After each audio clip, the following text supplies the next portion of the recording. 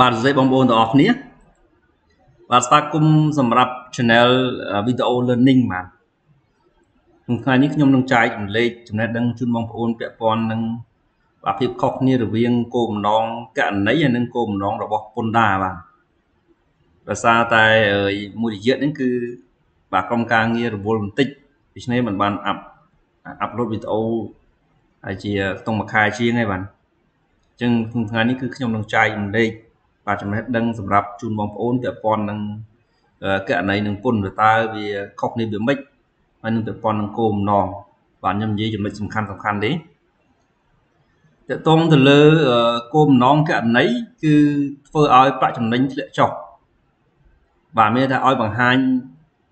ប្រាក់ចំណេញតិចបើយើងនិយាយថាបង្ហាញខាតចុះនិយាយសាមញ្ញគឺមានថាគោលបំណងករណីឲ្យបង្ហាញខាតរីឯគោលបំណងនៃពន្ធគឺបង្ហាញឲ្យបង្ហាញចំណេញបាទហើយពីរនេះខុសគ្នារវាងស្តង់ដារករណីហើយនឹងរវាងទាក់ទងបញ្ហាទៅលើពន្ធអញ្ចឹងស្តង់ដារករណីគឺឲ្យយើងបង្ហាញខាតប៉ុន្តែច្បាប់ពន្ធគឺបង្ហាញឲ្យយើងបង្ហាញចំណេញបាទពីរនេះគឺប្រឆាំងគ្នាអញ្ចឹងដើម្បីអាចបង្ហាញចំណេញខាតបានវាពាក់ព័ន្ធនឹងសមីការមួយដែលយើងឲ្យឈ្មោះថាប្រាក់ចំណេញគឺស្មើនឹងចំណូលបាទដកឲ្យចំណាយអញ្ចឹងប្រាក់ចំណេញគឺស្មើនឹងចំណូលដកចំណាយប្រសិនក្នុងករណីដែលលោកអ្នកចង់ឲ្យចំណេញគឺមានទី1គឺបង្កើនចំណូលទី2គឺបន្ថយចំណាយបាទបង្កើនចំណូលបន្ថយចំណាយដូច្នេះគឺចំណេញកើនឡើងនេះគឺគោលបំណងរបស់ខាងពន្ធបាទបង្កើនចំណូលបន្ថយចំណាយគឺចំណេញកើនឡើងប៉ុន្តែពាក់ព័ន្ធនឹងបញ្ហាករណីវិញគឺអត់ចឹងទេគោលបំណងករណីគឺបន្ថយចំណូលបាទបន្ថយចំណូលបំផោងចំណាយវិញតែបន្ថយចំណូលបំផោងចំណាយដូច្នេះធ្វើឲ្យចំណេញធ្លាក់ចុះឬក៏ខាតហើយនេះបានជាស្តង់ដារករណីឲ្យយើងធ្វើបែបហ្នឹងបាទនៅក្នុងគោលបំណងស្តង់ដារករណីគឺមានចំណុចគោលបំណងច្រើនប៉ុន្តែខ្ញុំលើកជាចំណុចពិសេសមួយប្រសិនបើករណីក្រុមហ៊ុនបង្ហាញចំណេញរៀងរាល់ឆ្នាំឧទាហរណ៍ករណីឆ្នាំទី1ចំណេញទី2ចំណេញទី3ចំណេញប៉ុន្តែទៀតពិតគឺអត់ចំណេញចឹងទេអាចថាខាតឧទាហរណ៍ចឹងទៅប្រសិនបើករណីក្រុមហ៊ុនអត់ចំណេញតែបើជាបង្ហាញចំណេញអញ្ចឹងវាធ្វើឲ្យជួបវិបត្តិមួយឲ្យឈ្មោះថា financial crisis វិបត្តិហិរញ្ញវត្ថុដែលធ្វើឲ្យទីផ្សារសេដ្ឋកិច្ចគឺមានអាចដួលតែម្ដងបាទជួបវិបត្តិម្ដងអញ្ចឹងយើងលើកភាពជាក់ស្ដែងវិញជាក់ស្ដែងឧទាហរណ៍ករណីក្រុមហ៊ុន ABC ជាក្រុមហ៊ុនលក់មូលបត្រលក់ពាក្យហ៊ុនបាទហើយក្រុមហ៊ុន ABC នេះគឺបង្ហាញរបាយការណ៍ប្រាក់ចំណេញរបស់គាត់ income statement ចំណេញរៀងរាល់ឆ្នាំហើយចំណេញកើនឡើងរហូតអញ្ចឹងនៅពេលដែលយើងឃើញតែក្រុមហ៊ុន ABC នឹងចំណេញវាច្បាស់ហើយមនុស្សទូទៅចាប់ដើមយល់លុយដែលមានហ្នឹងបាទយល់លុយដែលមានហ្នឹងគឺទិញពាក្យហ៊ុនក្រុមហ៊ុន ABC ហ្នឹងទៅចឹងនៅពេលដែលគាត់យល់លុយគាត់ដែលមានទិញក្រុមហ៊ុន ABC ហ្នឹងដោយសារតែគាត់ឃើញក្រុមហ៊ុននឹងវាចំណេញហើយនឹងគាត់ expected បាទរំពឹងគិតថាក្រុមហ៊ុនហ្នឹងគឺថ្ងៃអនាគតក៏ចំណេញយ៉ាងដែរដល់ពេលបន្ទាប់ពីគាត់ទិញហើយស្រាប់តែឆ្នាំក្រោយគាត់ឃើញរបាយការណ៍คล้ายៗថាក្រុមហ៊ុនទៀតពិតវាអត់ចំណេញទេវាមិនចំណេញបែបហ្នឹងទេវាខាតសោះឬក៏ចំណេញតិចមិនច្រើនដូចអ្វីដែលបានបង្ហាញទេមិនច្រើនដូចអ្វីដែលបានរំពឹងទុកទេក្នុងករណីបែបហ្នឹងគឺធ្វើឲ្យម្ចាស់ពាក្យហ៊ុនដែលកាន់ពាក្យហ៊ុនឬក៏អ្នកដែលចង់វិនិយោគហ្នឹងចាប់ដើមជួយច្បល់លើទីផ្សារអាចថាអ្នកដែលម្ចាស់ក្រុមហ៊ុនឬ owner ដែលទិញពាក្យហ៊ុនក្រុមហ៊ុនហ្នឹងគឺអាចចាប់ដើមលក់ពាក្យហ៊ុនចេញទាំងអស់គ្នាខ្ញុំក៏លក់គេក៏លក់ខ្ញុំក៏លក់គេក៏លក់អញ្ចឹងវាធ្វើឲ្យក្រុមហ៊ុនហ្នឹងគឺបាទបែងត្រាក់ខ្សែធនតែម្ដងអញ្ចឹងបើកាលណាក្រុមហ៊ុន ABC ហ្នឹងដែលអ្នកវិនិយោគថាក្រុមហ៊ុនហ្នឹងគឺបង្ហាញរបាយការណ៍ចំណេញคล้ายៗអញ្ចឹងអ្នកវិនិយោគក្រុមហ៊ុនផ្សេងទៀត XYZ ក្រុមហ៊ុនផ្សេងទៀតឬក៏ក្រុមហ៊ុនផ្សេងតទៀតដែលស្តៀងនេះគឺអ្នកវិនិយោគដទៃទៀតគឺចាប់ដើមជួយច្បល់នេះដែរអ្នកវិនិយោគដទៃទៀតចាប់ដើមជួយច្បល់ថាក្រុមហ៊ុន XYZ ឬក្រុមហ៊ុនផ្សេងទៀតក៏ដូចជាក្រុមហ៊ុន ABC ដែរអញ្ចឹងអ្នកដែលវិនិយោគទៅលើក្រុមហ៊ុនទាំងនោះចាប់ដើមបាទលក់ហ៊ុនចេញវិញទាំងអស់គ្នាអញ្ចឹងលក់ហ៊ុនចេញទាំងអស់នេះចាប់ដើមក្រុមហ៊ុន ABC ដួល XYZ ដួលក្រុមហ៊ុនផ្សេងដួលទាំងអស់ ចាប់ដើមជួបនៅបាត់ឲ្យឈ្មោះថា financial crisis វិបត្តិហិរញ្ញវត្ថុប៉ះពាល់ដល់សេដ្ឋកិច្ចប្រទេសទាំងមូលទាំងម្ដងអញ្ចឹងធ្វើយ៉ាងណាដើម្បីឲ្យកុំឲ្យដួលបាទធ្វើយ៉ាងណាដើម្បីឲ្យកុំឲ្យធ្វើយ៉ាងណាដើម្បីឲ្យកុំឲ្យកុំដួលស្តង់ដារកែនេះចាប់ដើមប្រើប្រាស់រូបមន្តមួយគឺធ្វើយ៉ាងណាឲ្យកុំនឹងគឺបង្ហាញអាក្រក់តែនិយាយសាមញ្ញគឺស្តង់ដារកែនេះចាប់ដើមគិតធ្វើយ៉ាងណាឲ្យកុំនឹងគឺបង្ហាញអាក្រក់មានន័យថាបើសិនជាយើងដឹងថាក្រុមហ៊ុនអាក្រក់រួចទៅហើយបើយើងដឹងថាក្រុមហ៊ុនអាក្រក់រួចទៅហើយយើងនៅស្ម័គ្រចិត្តទិញពាក្យហ៊ុនក្រុមហ៊ុននឹងទៀតដូច្នេះឆ្នាំក្រោយ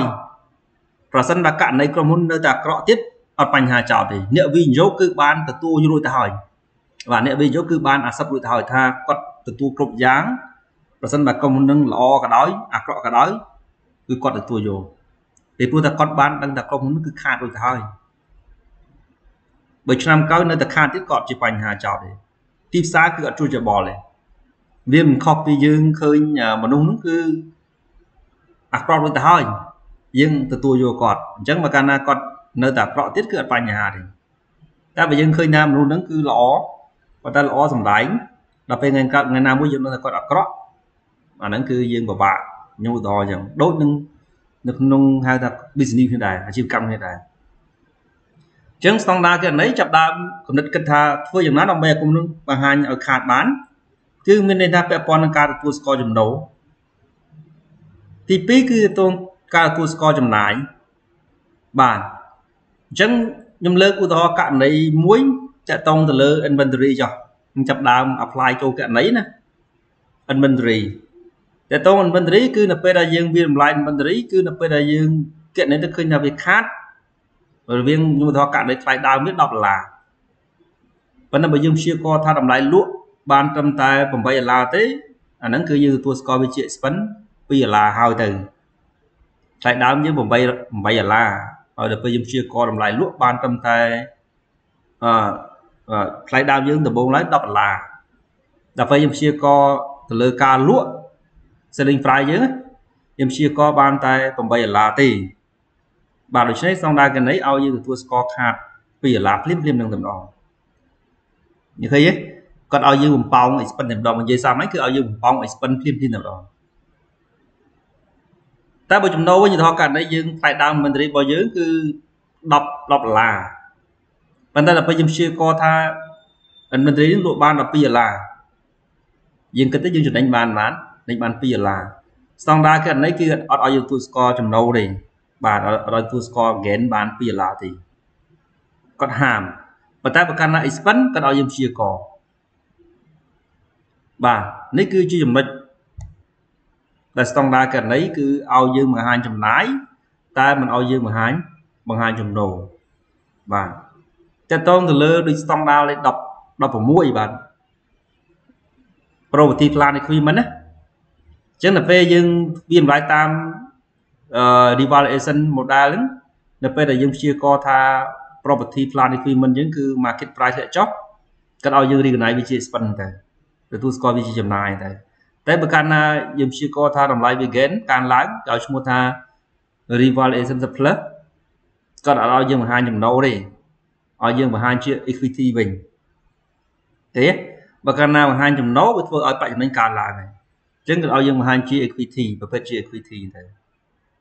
អាហ្នឹងខ្ញុំនិយាយករណីពាក់ព័ន្ធស្តង់ដារលេខ2 inventory 16ពាក់ព័ន្ធនឹង property plan agreement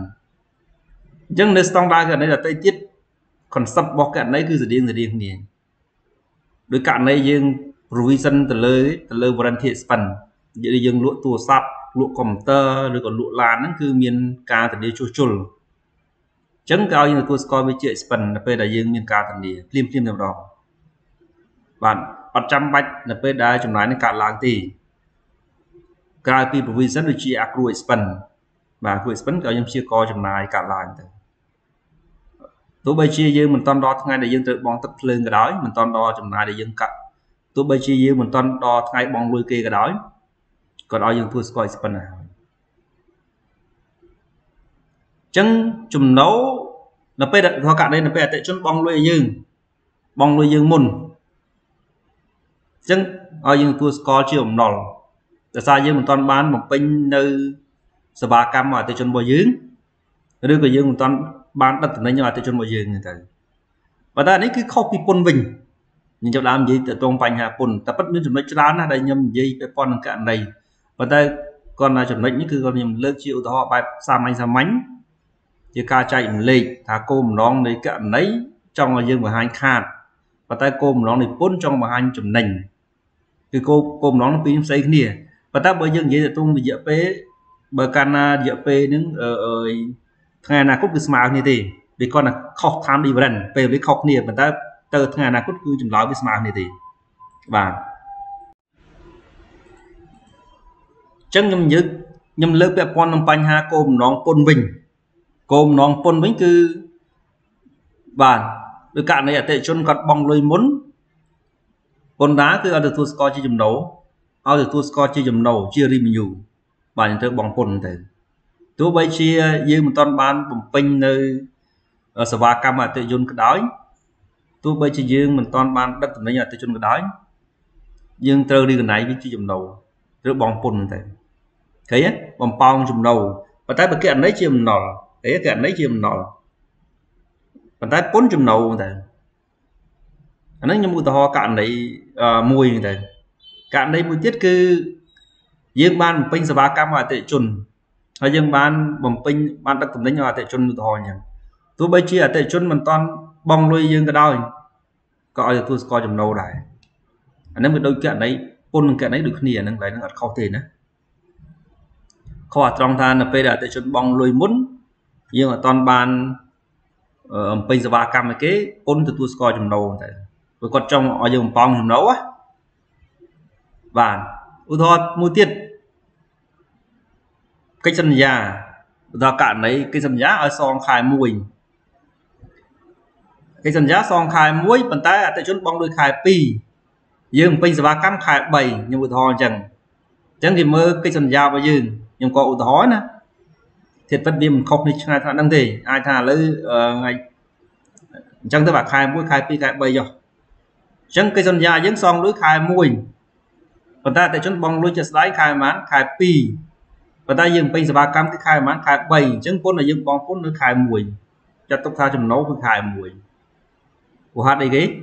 ដោយសារតែកិច្ចសន្យារបស់យើងគឺតម្រូវអតិថិជនបង់លុយខែ1អញ្ចឹងទៅនេះគឺផ្ទុយពីករណីបាត់ផ្ទុយគ្នាករណីឥឡូវខ្ញុំនិយាយពាក់ព័ន្ធនឹងចំណាយម្ដងមុនយើងនិយាយថាពាក់ព័ន្ធនឹង inventory របស់យើងឬក៏ពាក់ព័ន្ធនឹង property plant equipment ដែលយើងវាតម្លៃតាមទីផ្សារហ្នឹងយើងខាតយើងlossយើងខាតអញ្ចឹងករណីជា expense តែពុនអត់ឲ្យទទួលស្គាល់ជាចំណាយទេបាទពុនគឺអត់ឲ្យទទួលស្គាល់ជាចំណាយទេ concept របស់ពុនគឺនៅពេលដែលកើតឡើងជាក់ស្ដែងដោយយើងលក់ឡានលក់ម៉ូតូយើងមានការធានាជួសជុលលើគេសងណាករណីគឺឲ្យយើងរីកណៃវាជា expense ភ្លាមនៅពេលដែលយើងមានការធានាជួសជុលលើគេទៅតែខាងករណីខាងពុនណាតែខាងពុនគឺអត់អញ្ចឹងទេពុនចាំនៅពេលដែលចំណាយនឹងកាត់ឡើងបានរីកណៃវាជា expense អញ្ចឹងករណីបំពងចំណាយពុនគឺបន្ថយចំណាយនេះគឺជាចំណុចដែលខុសគ្នារវាងករណីនិងពុនបាទមានចំណុចដទៃទៀតឲ្យខុសគ្នាប៉ុន្តែខ្ញុំសូមចែករំលែកប៉ុណ្ណឹងបាទជាចុងក្រោយគឺបងប្អូនចាំថាករណីគឺគោលបំណងស្តង់ដារករណីគោលបំណងរបស់ស្តង់ដារករណីគឺឲ្យក្រុមហ៊ុនបង្ហាញខាតប៉ុន្តែគោលបំណងនៃពុនគឺឲ្យក្រុមហ៊ុនបង្ហាញចំណេញនេះគឺជាគោលបំណងខុសគ្នារវាងស្តង់ដារករណីហើយនឹងបញ្ហាពុន